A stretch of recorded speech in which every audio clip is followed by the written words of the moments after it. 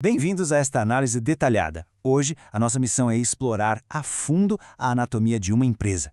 É fascinante pensar em uma organização como um organismo vivo e complexo, onde cada departamento e cada decisão funcionam de forma totalmente interligada. Para compreender o que faz um negócio ter sucesso ou fracassar, a gente precisa olhar muito além da superfície e entender exatamente como o cérebro, o coração e os músculos dessa estrutura operam lá nos bastidores. E todo o nosso mergulho de hoje é guiado pela excelente e abrangente apostila de práticas administrativas, desenvolvida pelo professor Bruno. Esse material destila décadas de teoria em aplicações super práticas. O que nós vamos fazer aqui é transformar essas páginas cheias de conceitos em um mapa direto, conectando os grandes fundamentos da administração com a realidade caótica e os desafios diários de quem está na linha de frente do mercado. O nosso roteiro tem 5 paradas essenciais. 1. Fundamentos e teorias. 2. Rotinas e gestão de pessoas. 3. Liderança e comunicação. 4. Estratégia, economia e logística. E para fechar a conta, os fundamentos do mix de marketing. Então, vamos direto ao ponto 1. Fundamentos e teorias da administração. Sabe aquela diferença clássica entre eficiência e eficácia? Essa é, literalmente, a regra de ouro da administração. Eficiência é sobre fazer do jeito certo, cortando desperdícios e otimizando cada centavo. Já a eficácia é sobre o resultado final, é bater a meta. Vamos imaginar um CEO de uma startup. Se a equipe de tecnologia cria um aplicativo novo estritamente dentro do prazo e sem estourar o orçamento, isso é pura eficiência. Mas, se esse mesmo app chega ao mercado, atende perfeitamente aos usuários e se torna líder de downloads, aí sim temos eficácia. A grande sacada é que o sucesso exige os dois. Afinal, não adianta nada ter um produto feito com eficiência máxima se ele não resolve uma necessidade real, concorda? E como a gente garante que essa máquina seja eficiente e eficaz todos os dias? Com o famoso ciclo PODC. É o verdadeiro motor das operações. Isso evoluiu das antigas ideias de Henri Fayol para 4 passos vitais. Primeiro, planejar o futuro e as metas. Segundo, organizar os recursos físicos, humanos e financeiros para a coisa acontecer. Terceiro, dirigir, que é motivar a equipe para a execução. E quarto, controlar os indicadores para garantir que tudo saiu como planejado.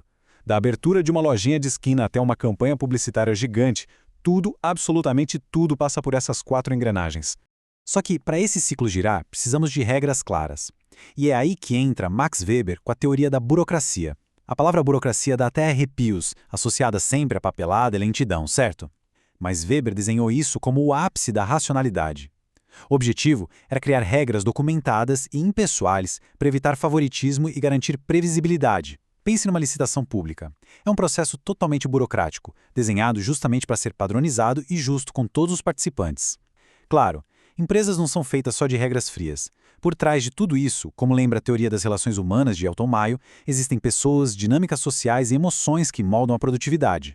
O que nos leva perfeitamente à parte 2. Rotinas e gestão de pessoas. O financeiro cuida do caixa, compras foca nos fornecedores, mas e as pessoas? É muito comum no dia a dia confundir departamento pessoal com recursos humanos, mas olha, eles operam em frequências totalmente diferentes. O departamento pessoal é pura conformidade operacional e legal. É a equipe que garante o cálculo exato das férias, das horas extras e do lerite. Já o RH foca no lado estratégico. Enquanto o DP calcula as férias, o RH está focado em criar planos de carreira, promover treinamentos e analisar se a equipe tem as habilidades necessárias para fazer a empresa crescer. E para gerenciar todas essas pessoas, chegamos à parte 3, liderança e comunicação na prática.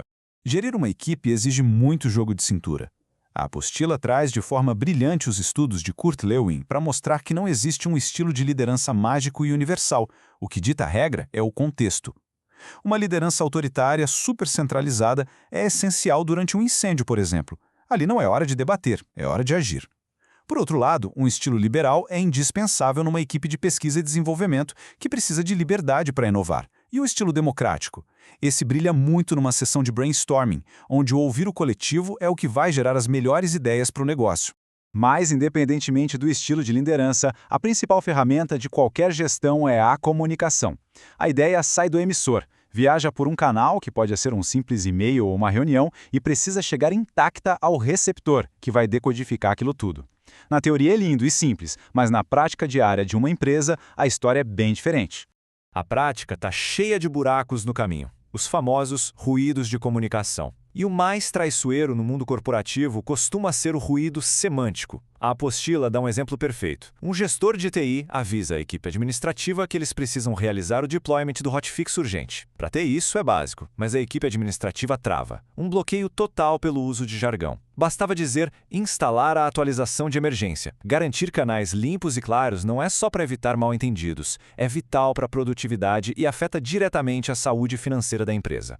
E falando em saúde financeira, vamos entrar na parte 4, estratégia, economia e logística. A gestão estratégica é basicamente o instinto de sobrevivência da empresa. Vamos imaginar uma padaria de bairro perdendo clientes rapidamente para uma grande rede de supermercados que vende o pão muito mais barato. Na fase de análise e formulação, os donos percebem, é impossível vencer uma guerra de preços contra um gigante. A estratégia precisa mudar. Eles deixam o baixo custo de lado e passam a focar na diferenciação, investindo em pães artesanais, produtos gourmet e entregas premium.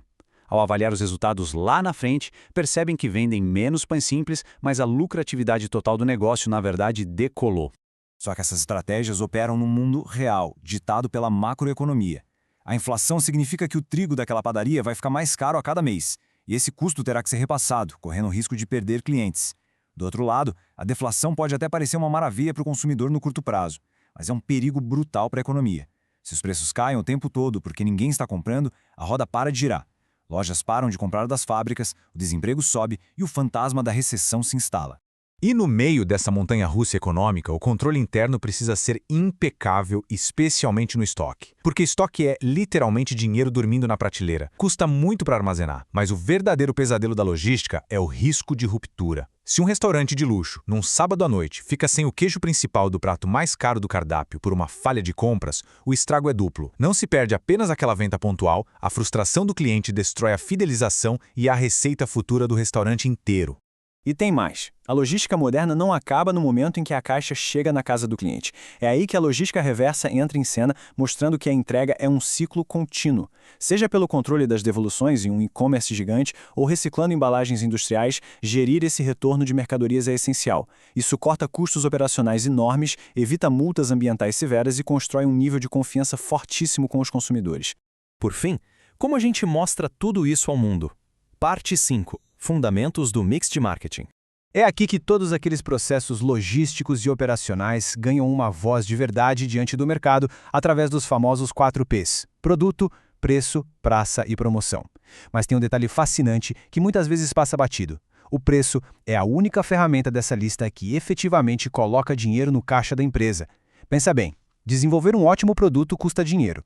Ter uma praça, ou seja, uma boa distribuição logística, custa dinheiro.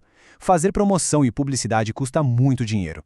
O preço carrega o peso de cobrir tudo isso e ainda garantir o lucro. Só que o mercado moderno virou o jogo. A hipercompetitividade nos forçou a parar de olhar da porta da fábrica para fora e começar a olhar pela lente do consumidor. Os clássicos 4 Ps se transformaram nos 4 Cs. O que a empresa chama de produto, o cliente só compra se enxergar valor real ali. O preço da vitrine é, na verdade, o custo total que o cliente paga, incluindo o esforço de buscar o item. A praça não é mais só a loja física, é a conveniência de comprar um clique no celular. E a promoção, que antes era a empresa falando sozinha na TV, hoje é comunicação, um diálogo vivo e de mão dupla pelas redes sociais. O sucesso exige uma sincronia absoluta. Tem que equilibrar produtos incríveis com preços competitivos lá fora, enquanto se resolve gargalos logísticos e ruídos de comunicação aqui dentro. Uma organização só prospera quando o cérebro que planeja, o coração que cuida das pessoas e os músculos logísticos trabalham em uníssono. Então fica aqui a nossa grande provocação final para você refletir. No mundo complexo de hoje, como os gestores conseguem alinhar perfeitamente a voz da empresa lá no mercado com o coração batendo forte dentro do escritório? É um desafio e tanto. Muito obrigado por acompanhar mais esta análise e até a próxima.